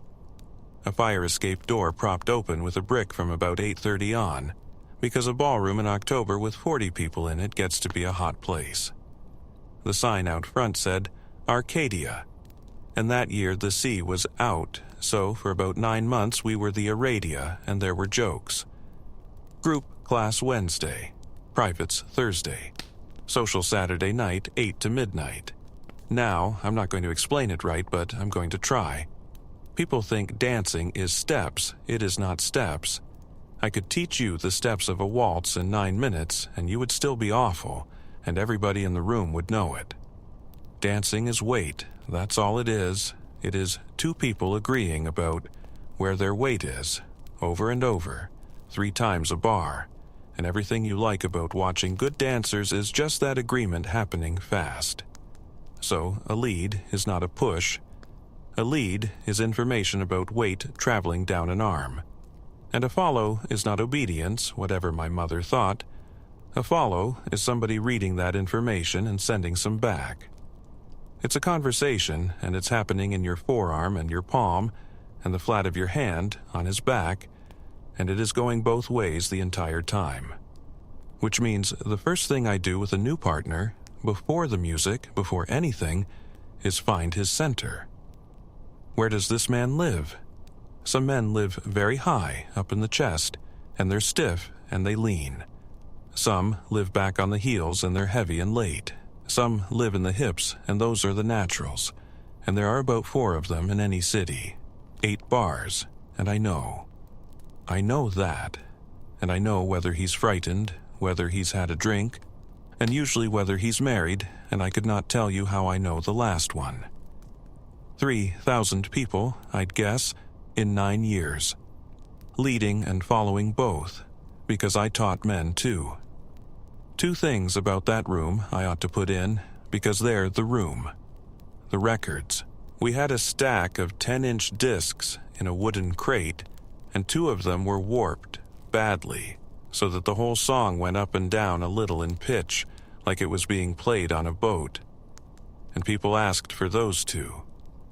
Every Saturday, they had danced to them at some point in their lives, and they did not care what the record did, and the radiator smell. A ballroom in October with the heat just come on and 40 people in wool, and there's a smell to that which is dust burning off the pipes and hair oil and somebody's mother's perfume, and I have caught it twice in 60 years in completely different buildings, and both times I had to sit down. My mother, by the way, never came around on the dance business. 9 years, and she called it the dance business to my face, and when I bought a house with it, she called it the dance business in the house I bought with it. He came in on a Saturday in June, and he took a lesson, and then he came on Saturdays. The first 8 bars, there was nothing coming back down my arm, not light. I've had light. Little women and shy men and a boy of 15 once who was so frightened he barely touched me. And even then there is a weight, there is a person on the other end. This was the frame of a dance with nothing in it. My hand was on his back, and my other hand was in his hand, and I was getting no information at all. And yet we danced. That's the part I have never been able to say out loud without sounding foolish. We danced beautifully. All night, every Saturday, from June to October. The second thing was the timing. He anticipated. And I don't mean he was early, because early is a fault, and I'd have corrected it. I mean he moved at the same instant I decided. Not when I moved, when I decided to. There is a gap in there, a small one, and it is mine, and it is where I live, and he was in it with me. I told myself for about 6 weeks that he was simply very good. The third thing was his hand. The Arcadia gets hot. 40 people, October, no air moving except what comes in the fire escape door. Everybody's hands change over an evening. They warm up, they get damp, you feel it. And you never say a word about it because you'd die before you embarrassed somebody about their palms. His was exactly the temperature of the room. All night. And it changed with the room. Up at 10 when the place was full and going, down at midnight after we opened the windows and half of them had gone home. He never sweated. He never loosened his collar. He never sat one out. 8 to midnight every dance, 4 months, and at midnight his shirt was the same shirt it had been at 8. And I do not mean he was tidy, I mean it had not moved. And he never danced with anybody else. 40 people on a Saturday, and half of them women, and it is the rudest thing in the world for a man to hold one partner all night at a social. I would have caught grief for it. Georgia, who ran the record player and who had an opinion about everything including my hair, said all season that Tina had finally got a decent partner, and it was about time.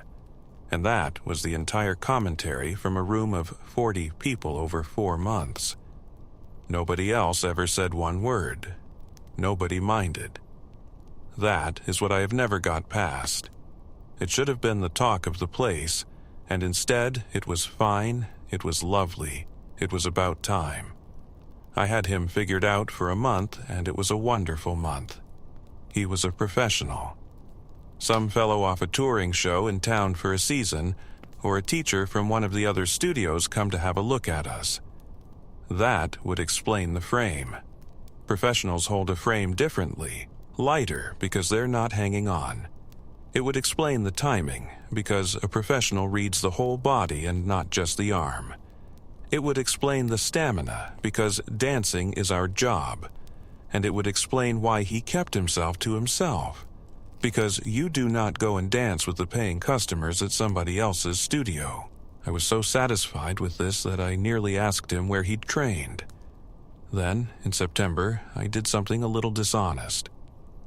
There was a step I made up on the Thursday afternoon, out of 2 other things, playing about with the mirror. And I had not taught it to anyone, and it was not a step, it was a notion. On the Saturday I led it. He followed it. You cannot follow a step that does not exist. That is not a matter of skill.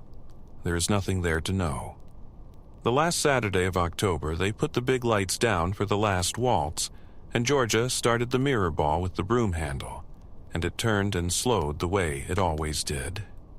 I had my hand on his back, where a follow's hand goes, and I went looking for the center. Not on purpose. It's a tick, 8 bars into anything. I go looking, and I do it with my grandchildren now. There was nothing there, not high, not low, not back on the heels. Nowhere for it to be.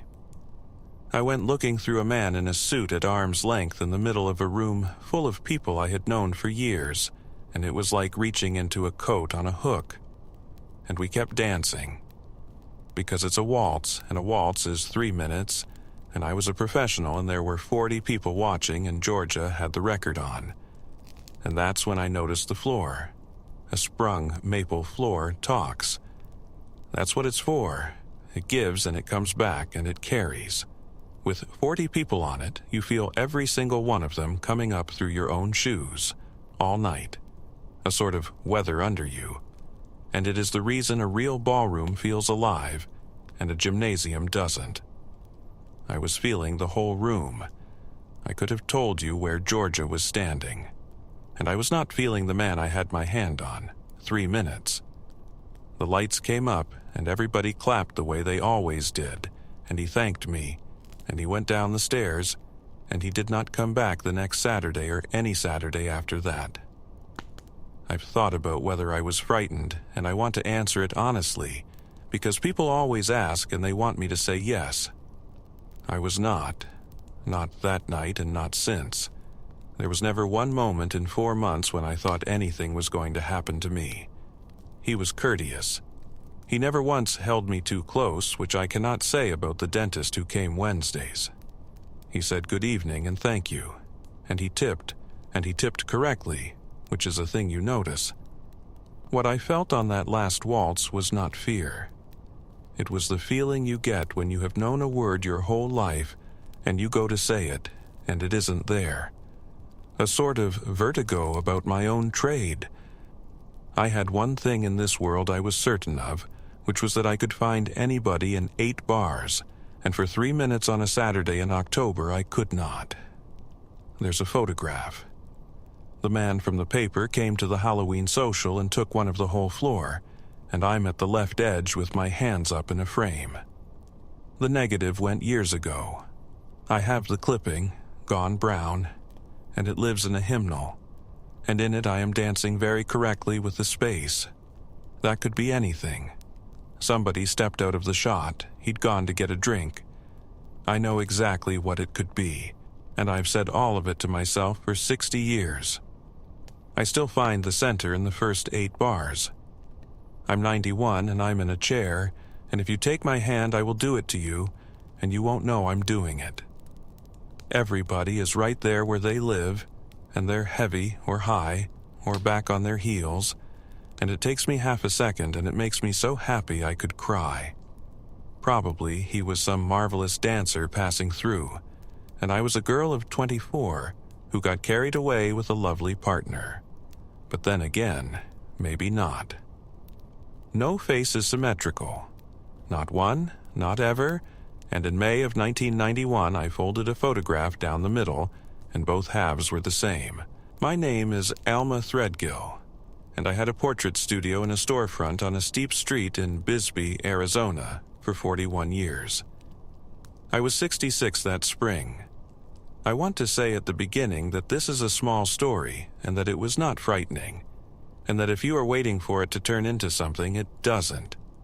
Bisbee was a copper town, and by 91 it was a half-empty one, which was fine by me. The light there is the best light in the state, and nobody was using it. My street went up at an angle that made everybody arrive a little out of breath, and I kept a chair by the door for that reason and never said why it was there. Inside, there was a rolled canvas backdrop with a mend in it behind where the left shoulder goes, and 2 umbrellas, and a Hasselblad on a stand that my husband bought me in 1962 and that I never once considered replacing. darkroom in the back with a light box and a loop and a timer that ticked, a swamp cooler on the roof that had one note and ran from April to October, and a whole wall of graduation portraits going back to 1953, which is the thing people came in and looked at, and which is the reason half of them came in at all. The smell of fixer never comes out of a building. That building is a gallery now, and I would bet you anything it still smells of it.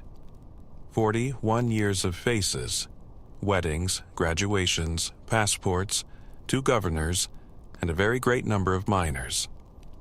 I have said before that I have looked at more faces than a priest, and I stand by it.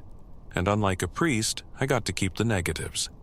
Here is the trade, and it is smaller than people expect. You count blinks, that's it. That's the whole secret of getting a portrait with the eyes open, which is the only thing anybody actually wants. A person blinks about 15 times a minute, and it is not random. It has a rhythm, and the rhythm belongs to that person. And if you sit and talk to them for 2 minutes, you will have it. Then you fire between. I never used one of those flashing signals or told anybody to say a word. I counted, and I talked, and I fired in the gap, and in 41 years I had a wall of people with their eyes open. And you learn the other thing, which nobody sets out to learn. Every face is crooked. One eye is higher. One corner of the mouth sits differently. The ears are not level, and the nose goes somewhere, and the hairline comes down further on one side.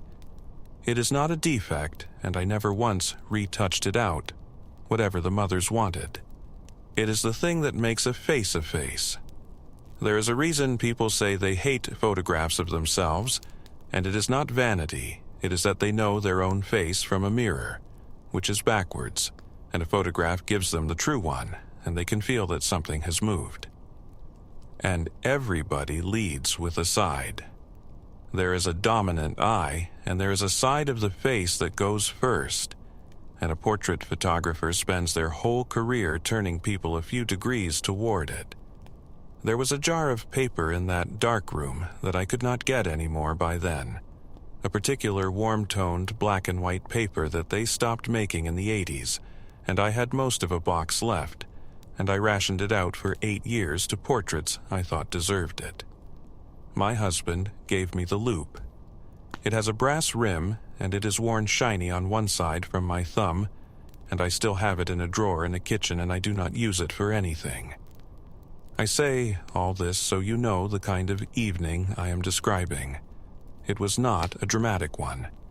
It was a woman of 66, in an amber room with a timer ticking, doing the last hour of a day she had done 11,000 times. He came in on a Thursday morning for a passport photograph. That is the least of what we did, and the most common. 2x2, white background, plain, $4. I sat him down and started talking, the way I do, and started counting. He did not blink. I gave it a minute and thought I had simply lost the count, which happens when you get older, and it had begun to happen to me. So I started again. 2 minutes, and nothing. Then I stopped talking about the weather and just counted, and I stood there behind that camera for 4 minutes, and there was not one. He answered me the whole time, perfectly, pleasantly, and the face did not move while it answered. Only the mouth. I took the photograph. I want to be plain that I was not upset. I was interested. At 66 in a slow town in May, an interesting thing walking into your studio is a gift. He paid the $4 and thanked me and went up the street. And I did not watch him go, and I've been sorry about that in a mild way for 35 years. That evening I developed, and I put the proof on the light box under the loop, and the face was even, both eyes at the same height, both corners of the mouth doing the same thing. Ears level, nose straight down the middle of it, hairline the same distance on both sides, and no side that led. I sat with that for a while, and I had, I will admit, a very pleasant evening, because what I thought was that I had finally caught a rare one. I thought there must be people out there whose features are unusually regular, and in 41 years I have finally photographed one, and it makes a striking little print. I was proud of it. I was already thinking about whether he'd let me keep a copy for the wall. Then I folded it. You fold a proof down the middle. Every photographer does it, and no photographer will tell you why. It is just a thing your hands do. You crease it down the nose and hold it up and look at half a face and its own reflection. Both halves were the same. I unfolded it and folded it the other way, the way you do when you don't believe the first one, and it was still the same. I sat there on the stool in the amber light with the timer ticking and the swamp cooler doing its one note upstairs, and I looked at it for I don't know how long. It was not a frightening thing to look at. It was a pleasant face. It was a face you would trust with a message. Then I put the loop down and switched the light box off and locked up and went home and had my supper. I did look at the form afterward, some days later. Passport photographs came with a little form, and the form has a line on it for distinguishing marks, and everybody in the world writes none on that line, and I had read the word none 10,000 times, and never once thought about it. He had written none, and in his case it was simply true, and I remember standing at the counter with that form in my hand and finding that funny, in a way I could not have explained to anybody, and laughing out loud in an empty shop. I have thought about it, of course, not often, perhaps once a year, usually in the spring, usually for about 10 minutes. And what I have decided, insofar as I have decided anything, is that whatever came into my shop that Thursday had got everything right. The clothes were right, the voice was right, and it said the right things about the weather. The $4 was right and he had it ready. He had got every single thing right that anybody in that town could have checked. And then he sat down in front of the one woman in Cochise County who counts blinks for a living. I don't think he knew. That is what I come back to. I don't believe for a moment that he walked out of my shop knowing that he had got that one thing wrong. And I have never been able to decide whether that is a comfort or the opposite. I have the proof sheet. It is in a flat file drawer in my daughter's garage with 40 years of others, and I know which drawer and I know roughly where in it, and I have not got it out since about 2004. I never told anybody at the time, not because it frightened me, because there is no way to make it interesting to somebody who does not fold photographs for a living, and I tried once at a wedding on a nephew and watched his face go polite. I still fold pictures of faces in half. My daughter's, my grandson's, my own from 1951, which I keep in a book. None of them match, not one. You fold my daughter and you get two entirely different women, and one of them is her father, and I sit with that one a good while. Probably he was an unusually even man, and I have made too much of it. Probably it was a bad fold, twice, and an old woman in a darkroom with time on her hands. But then again, maybe not.